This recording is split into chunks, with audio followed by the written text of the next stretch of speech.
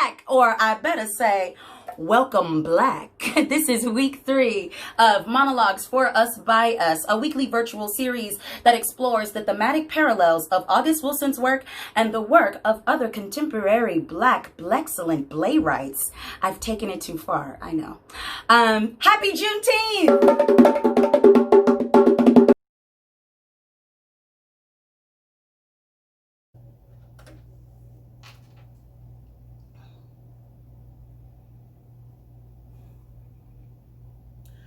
I walk the line between us and them, between our kind and their kind.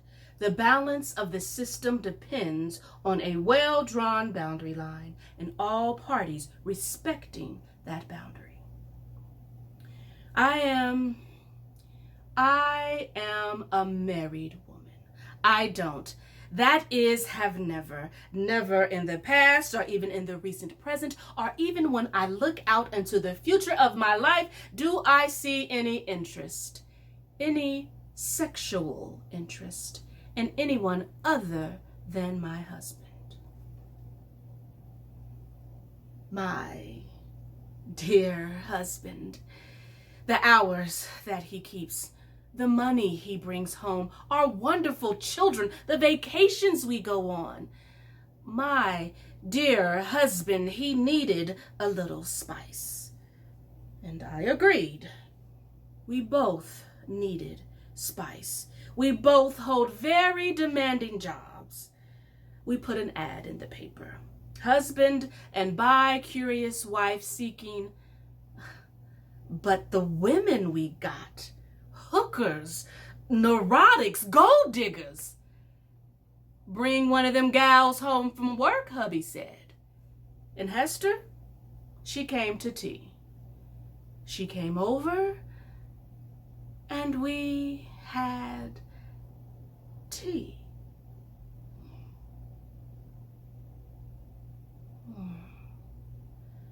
And I crossed the line.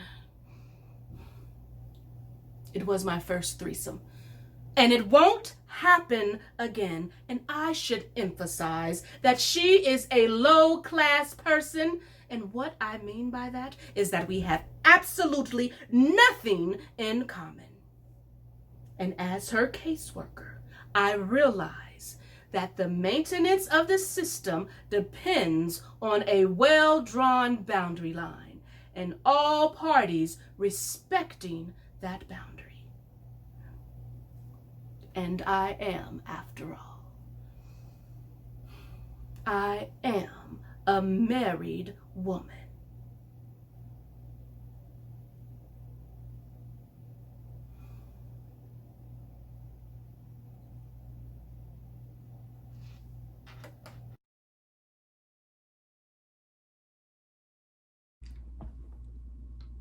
Shit!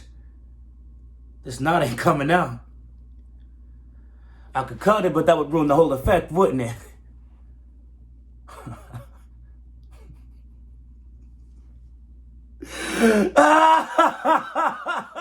Shit. Sorry, I ain't laughing at you. I'm just laughing. There's so much in those cards. You think you can learn them just by watching and just by playing, but there's so much more to them than that. And tell me something, Mr. 3 card. She handed you this stocking, and she told you there's money in it, and then she skip. And you say you didn't open it. How'd you know she was for real? How'd you know? She could have been jiving you, bro. She could have been jiving you that there was money in this thing. She could have been jiving you big time. It's just like the cards. And ooh, you certainly was persistent. But you was in such a hurry to learn the last move that you never bothered to learn the first one.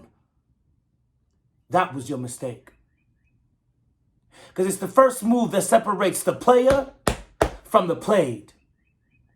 It's in the first move that you learn that there ain't no winning. Ta-da! It may seem like you got a chance, but the only time you pick right is when the man lets you.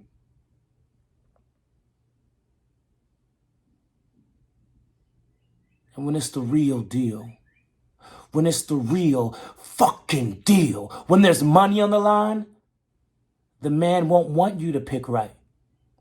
He'll want you to pick wrong, so he'll make you pick wrong, wrong, wrong, wrong. Ooh. You thought you was finally happening, didn't you? You thought your ship had come in or some shit. You thought you was a player. But I played you, bro.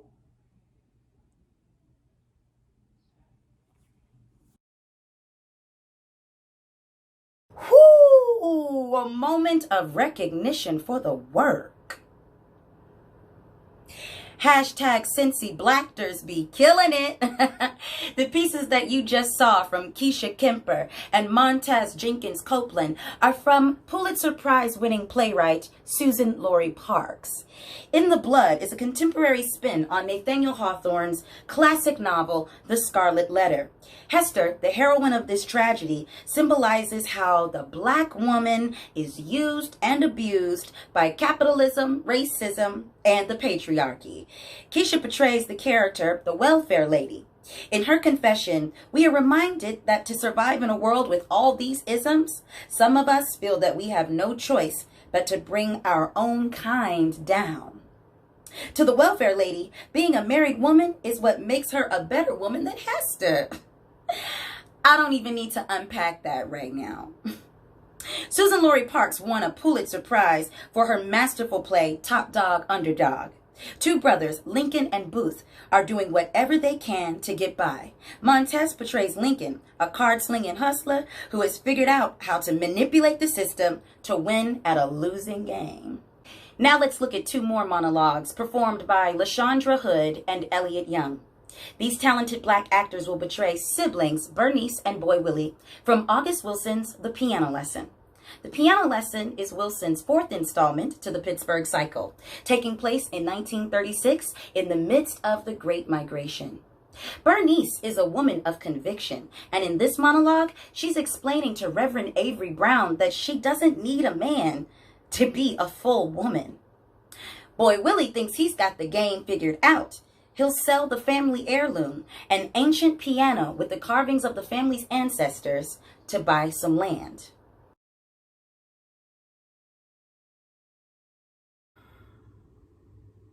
I got enough on my hands with Maritha. I got enough people to love and take care of. You telling me a woman can't be nothing without a man. But that's all right, huh?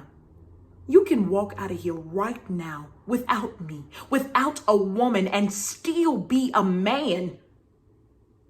That's all right. Ain't nobody gonna ask you, Avery, who you got to love you. And that's all right for you, but everybody gonna be worried about Berniece. How Berniece gonna take care of herself? How she gonna raise a child without a man? What she do with herself? How she gonna make it like that? Everybody got all kinds of questions for Berniece. Everybody tell me I can't be a woman unless I got a man. Well, you tell me, Avery. You know. How much woman am I? And I ain't blaming nobody for nothing. I'm just stating the facts.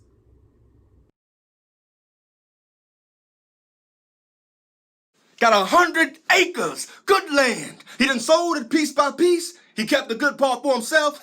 Now he got to give that up. His brother come down from Chicago for the funeral. He up there in Chicago, got some kind of business or soda fountain equipment. He anxious to sell the land, Doka. He don't want to be bothered with it. He called me to him and say, because of how long our families done known each other and how we been good friends and all, say he want to sell the land to me. Say he'd rather see me with it than Jim Starvel. Told me he let me have it for $2,000 cash money. He don't know. I found out the most Starvel will give him for it is $1,500. He trying to get that extra $500 out of me, telling me he doing me a favor. I thanked him. Just as nice. Told him how good a man Sutter was and how he had my sympathy and all. Told him give me 2 weeks. He said he'd wait on me. That's why I come here. Sell them watermelons, get Berniece to sell that piano, put them parts with the part I done saved, walk in there, tip my hat, lay my money down on the table, get my deed and walk on out. Woo! This time, I get to keep all the cotton. Hire me some men to work it for me, gin my cotton, get my seed, and I'll see you again next year. Might even plant some tobacco or some oats.